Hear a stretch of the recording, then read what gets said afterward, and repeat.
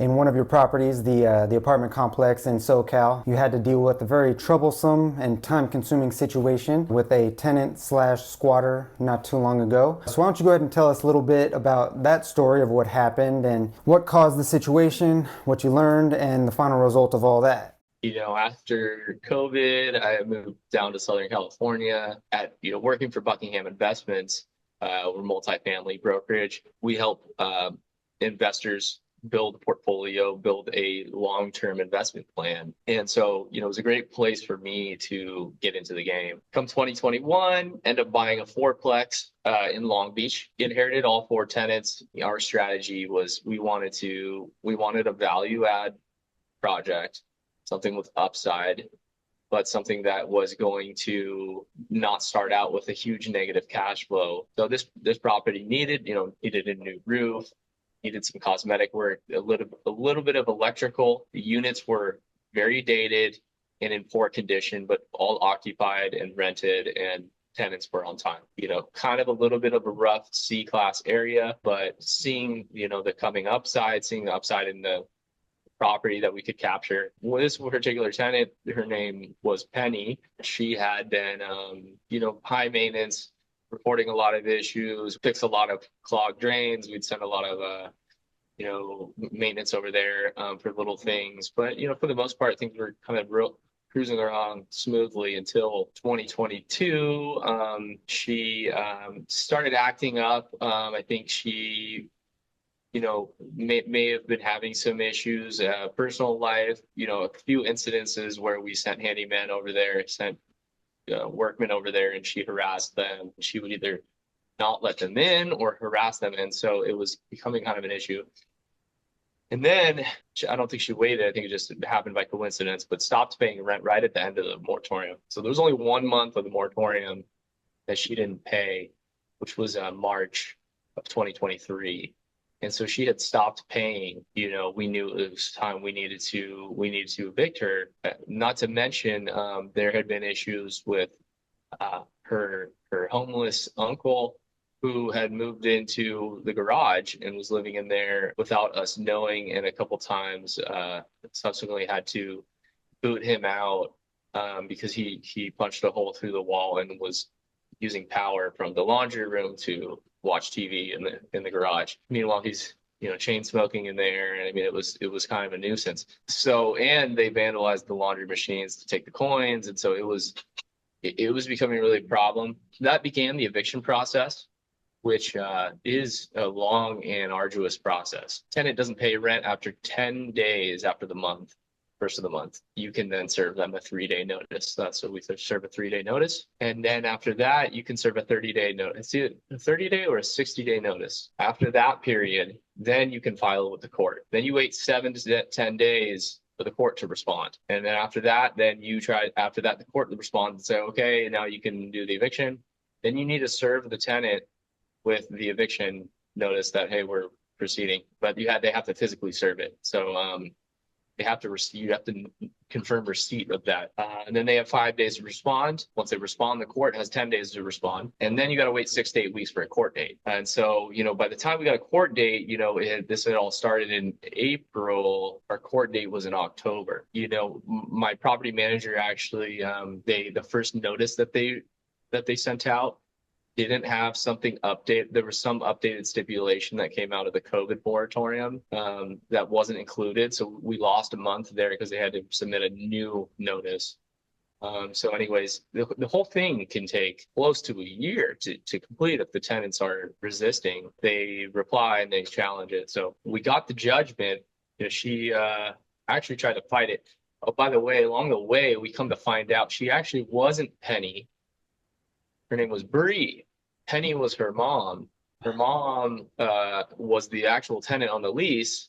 We inherited these tenants, and the previous management was not very good, so we didn't really get great records in the due diligence process.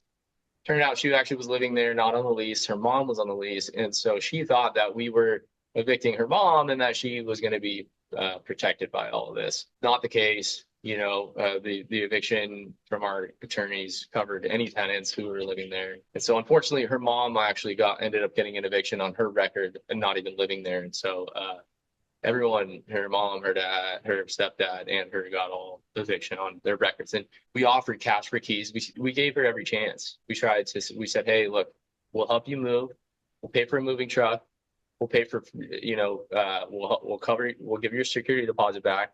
We'll help you pay for the first month of rent at your next place. She was hostile. She wanted nothing to do with it. She wouldn't take $10,000, probably would have had gone up to $15,000 to get her out of there, which ultimately is what we lost in the non-payment of rent. But back to the process, got the court date. After the eviction judgment, the last thing is that at the time, apparently, and this is last year, apparently there were only 2 sheriffs in all of LA County doing lockouts. This is what I was told. And they were backed up all the way till late February. This is from October.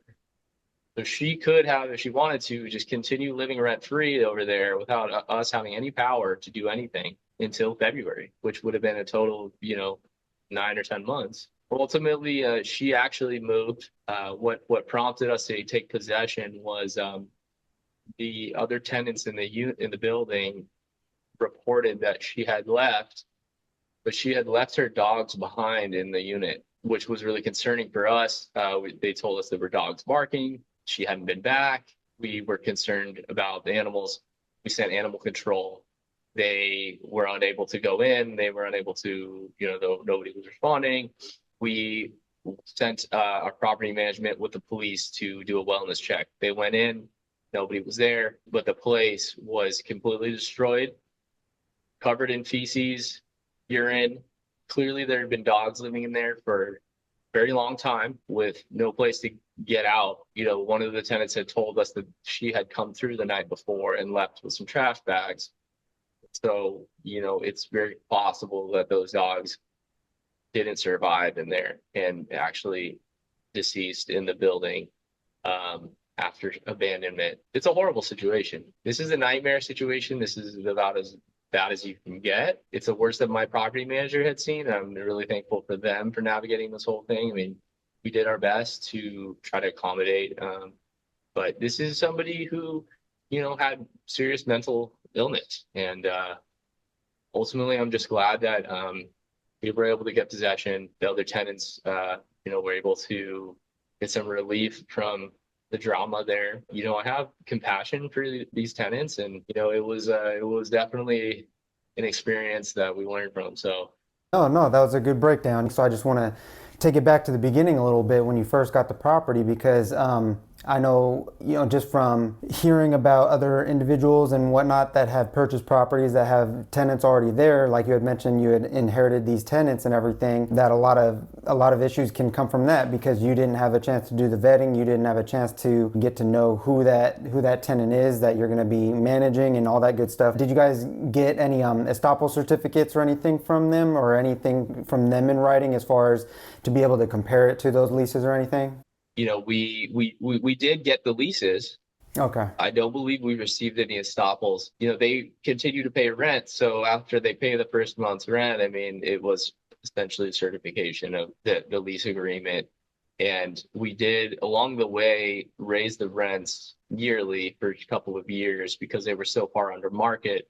We raised them a couple times. I think at some point that became too much for her. Whatever, she had gone through with COVID, maybe lost her job. We don't know. I definitely could have compassion for the troubles that she had been through, but at the same time, it was the nature of what's going on in Long Beach and what's going on in California. Like, rents are going up, and we were trying to improve the property. And, I also wanted to renovate those units. They're in bad shape.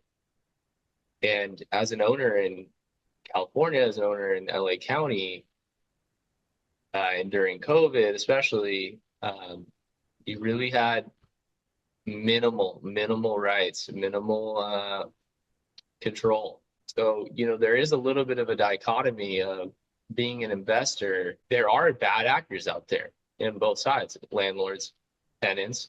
And, I want to be a good operator. I want to operate with compassion.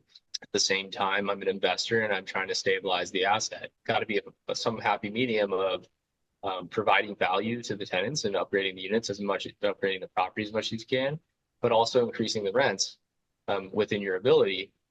to get them up closer to market. It improves the area and helps improve, values altogether. And it's, improving the economy. But at the same time, you're dealing with people's lives, and you don't want to lose sight of that. Some of your tenants are having trouble, and you want to understand that and work with them as best you can, while still trying to achieve your own goals.